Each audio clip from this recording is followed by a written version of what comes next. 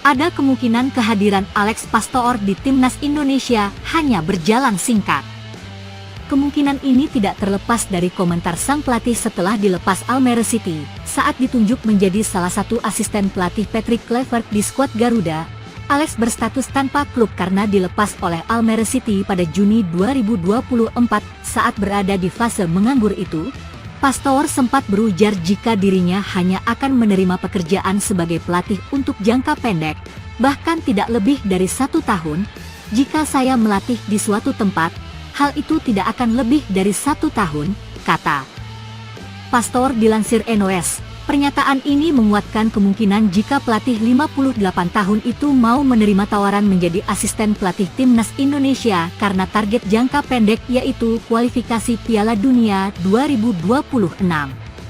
Timnas Indonesia tinggal menyisakan 4 laga di ronde 3 kualifikasi Piala Dunia 2026 zona Asia. Jika setidaknya finish di sebagai runner-up, Indonesia lolos otomatis ke Piala Dunia 2026. Jika gagal lolos otomatis dan finish di antara peringkat ketiga atau keempat, Pastoor kemungkinan masih akan bersama timnas Indonesia karena melanjutkan perjuangan di ronde keempat mulai Oktober 2025.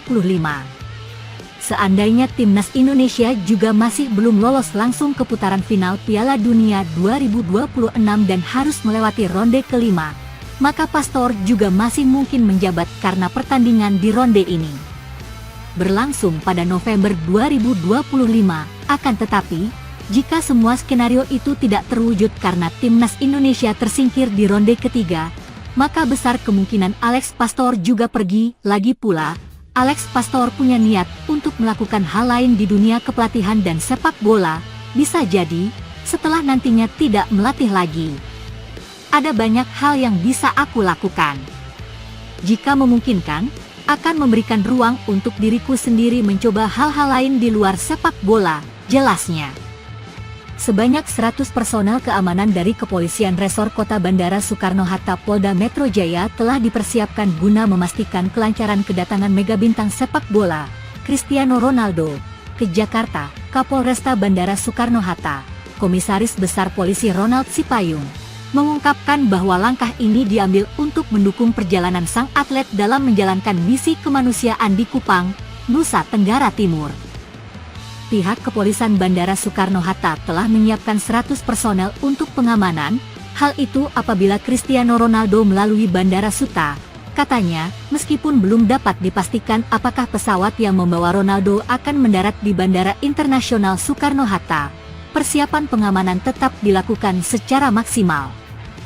Personel yang dikerahkan bertugas mengamankan situasi dan menjaga kelancaran aktivitas di area bandara, terutama jika Ronaldo memilih Bandara Soekarno-Hatta sebagai titik kedatangannya. Skema pengamanan yang diterapkan akan mengikuti prosedur standar bagi tamu VIP tanpa adanya peningkatan jumlah petugas secara khusus. Berdasarkan perkiraan jadwal, pemain asal Portugal tersebut diprediksi tiba di Indonesia dengan menggunakan jet pribadi pada Selasa 18 Februari pagi, melalui salah satu dari 2 opsi bandara, yakni Bandara Halim Perdana Kusuma atau Bandara Internasional Soekarno-Hatta. Selanjutnya, pada Rabu 19 Februari pagi, ia dijadwalkan melanjutkan perjalanan menuju Kupang untuk melaksanakan agenda kemanusiaannya. Kapolresta juga mengajak masyarakat, khususnya pengguna jasa penerbangan, untuk menjaga ketertiban dan keamanan saat kedatangan Ronaldo di bandara.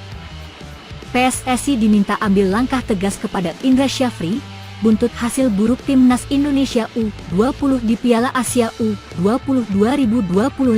Doni Tri Pamungkas dan kawan-kawan dipastikan gagal lolos ke fase knockout Piala Asia U20 2025 setelah pada matchday kedua dikalahkan Uzbekistan 1-3.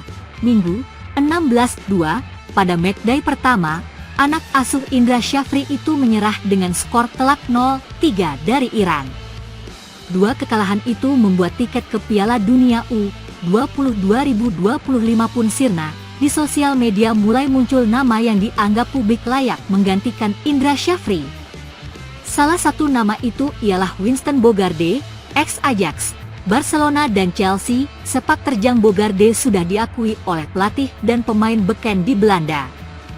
Erik ten Hag, ex-pelatih Manchester United, pernah menjadikannya sebagai asisten di Ajax. Ten Hag punya alasan khusus mengapa Bogarde diangkat jadi asisten. Ten Hag menyebut Bogarde sosok pelatih yang punya mentalitas pemenang, tangguh dan tegas. Bogarde yang juga mantan rekan Michael Reiziger itu saat jadi pemain dikenal sebagai bek yang ditakuti lawan-lawannya.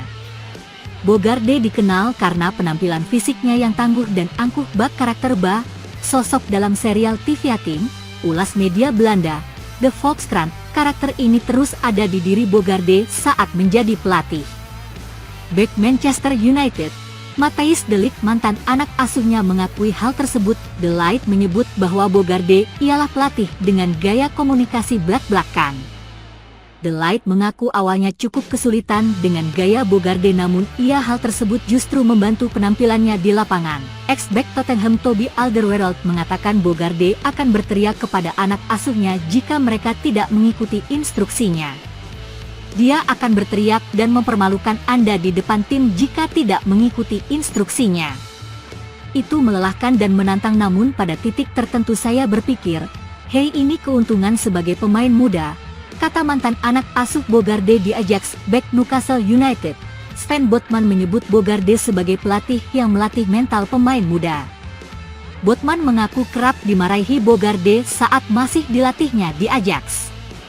Awalnya aku mengira dia akan membenciku, tapi dia ingin membuat kita menjadi lebih tangguh secara mental, puji Botman kepada Bogarde. Setelah menyelesaikan tugasnya bersama timnas Indonesia, asisten pelatih Alex Pastoor kembali ke kampung halamannya di Belanda. Namun, alih-alih beristirahat, ia justru langsung disibukkan dengan aktivitas lain yang masih berkaitan dengan dunia sepak bola. Mantan pelatih Almere City FC itu terlibat dalam analisis pertandingan Liga Eropa yang mempertemukan AS Alkmaar dengan Galatasaray pada Jumat, 14 Februari 2025. Dini hari waktu Indonesia Barat, kehadirannya sebagai pandit dalam laga tersebut menjadi bukti bahwa perannya di dunia sepak bola tidak terbatas hanya sebagai pelatih. Melalui akun Instagram pribadinya, Alex Pastoor membagikan momen saat dirinya berada di AFA Stadion, markas AS Alkmaar. Dalam unggahannya, Alex Pastoor terlihat berdiri di pinggir lapangan sambil memegang mikrofon, menunjukkan keterlibatannya secara langsung dalam analisis pertandingan. Bagi Alex Pastoor, peran sebagai pandit bukanlah hal baru. Selama beberapa tahun terakhir, Alex Pastoor aktif dalam berbagai program analisis sepak bola, baik melalui siaran langsung pertandingan maupun dalam diskusi di podcast populer. Dedikasi dan wawasannya yang mendalam tentang dunia sepak bola menjadikannya sosok yang kerap dipercaya untuk memberikan pandangan strategis terkait jalannya pertandingan. Sebelum kembali ke Belanda, Alex Pastoor bersama tim pelatih timnas Indonesia menjalani agenda padat. Mereka melakukan kunjungan ke berbagai daerah untuk menyaksikan pertandingan di berbagai level kompetisi sepak bola Indonesia. Salah satu laga yang mereka saksikan adalah pertandingan antara Persija Jakarta melawan PSBS Biak di Bekasi. Selain itu, mereka juga hadir dalam laga Persita Tangerang kontra Persik Kediri di Tangerang, serta pertandingan Dewa United menghadapi Persija Jakarta di Bogor. Bahkan, bersama Denny Lanzaat, Alex Pastoor melakukan perjalanan hingga ke Ternate, Maluku Utara, untuk menyaksikan laga antara Malut United melawan Borneo FC Samarinda pada 10 Februari 2025. Di sisi lain, AS Alkmaar menunjukkan performa impresif dalam pertandingan melawan Galatasaray. Klub asal Belanda tersebut meraih kemenangan meyakinkan dengan skor 4-1 atas tim raksasa Turki. AS Alkmaar membuka keunggulan melalui gol Sven Misnans di menit ke-12, yang kemudian disusul oleh gol dari Troy Parrott pada menit ke-37. Jordi Klasi menambah keunggulan di menit ke-57. Sementara David Moller-Wolfe menutup pesta gol dengan mencetak gol keempat pada menit ke-66. Sementara itu, Galatasaray hanya mampu membalas satu gol lewat aksi Roland Salai di menit ke-20. Kemenangan ini semakin menegaskan kekuatan AS Alkmaar di kompetisi Eropa. Dengan penampilan yang semakin solid, tim asuhan Pascal Jansen tersebut terus menunjukkan ambisi besar mereka untuk melangkah jauh di Liga Eropa musim ini.